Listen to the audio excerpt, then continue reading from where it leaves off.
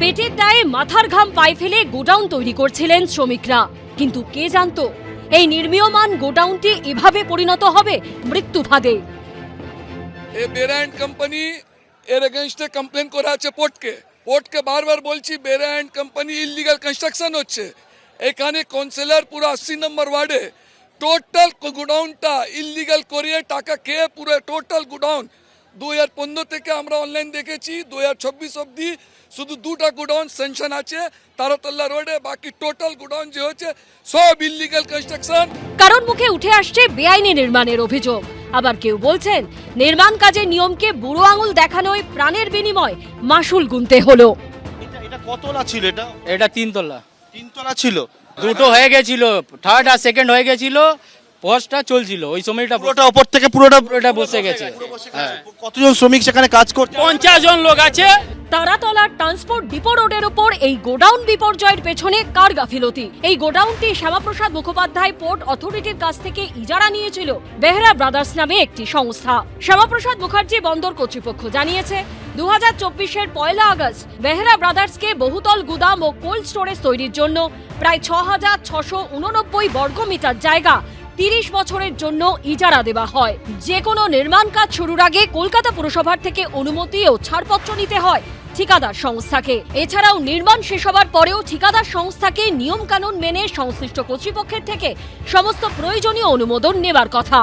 প্রাথমিকভাবে আপনাদের যেটা আমাকে কেএমসি থেকে বলা হয়েছে, এটা building plan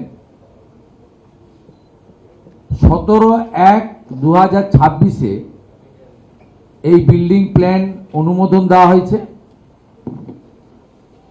17/1/2026-এ owner of land হচ্ছে SMPA, লিজি হচ্ছেন Shri Shambhunath Behara as partner of Behara brothers. আমি যে লফুল অ্যাকশন নেওয়া উচিত সেগুলো কালকে বলবো। ইনিশিয়ালি কেএমসির ইঞ্জিনিয়াররা আমাদের জানিয়েছেন যে ত্রুটিযুক্ত প্ল্যান, বাকিটা টেকনিক্যাল লোকেরা কাজ করছে, রাতে রিপোর্ট পেয়ে যাব। আমি অ্যাসেম্বলিতে জানাবো যে অ্যাকশন টেকেন কি করার আমরা উদ্যোগ নিচ্ছি। যদিও বেহেরা ব্রাদার্সের তরফে এক মধ্যস্থতাকারী কলকাতা পুরসভার বিল্ডিং ডিপার্টমেন্টের নথি দেখিয়ে দাবি করেছেন সমস্তই নাকি নিয়ম মাফিকই করা হচ্ছিল। পার্সোনাল এরা স্যাংশন প্ল্যান দিতেছি, না স্যাংশন কাজ আছে, এটা বিল্ডিং স্যাংশনের ব্যাপার। এই যে এটা পড়েছে এখন, এটা স্যাংশন ছিল।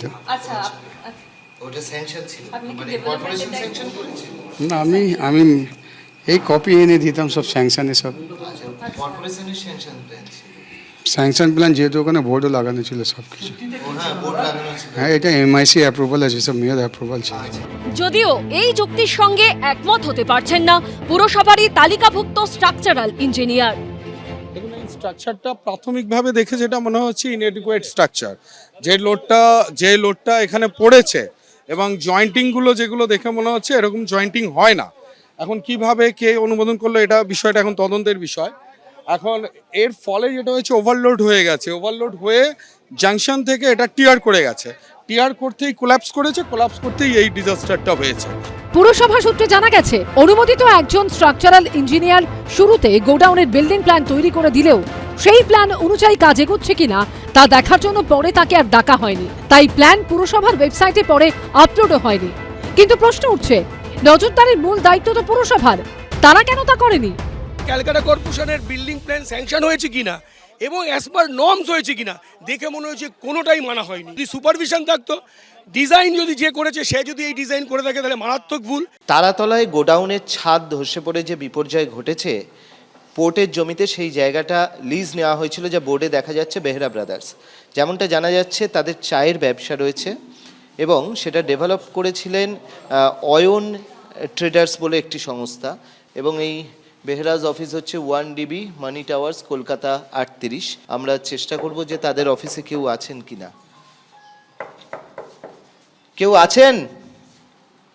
ক্যামেরায় শুভঙ্কর লাহার সঙ্গে অর্ণব মুখোপাধ্যায়, ABP আনন্দ, কলকাতা। ABP আনন্দ, এগিয়ে থাকে, এগিয়ে রাখে।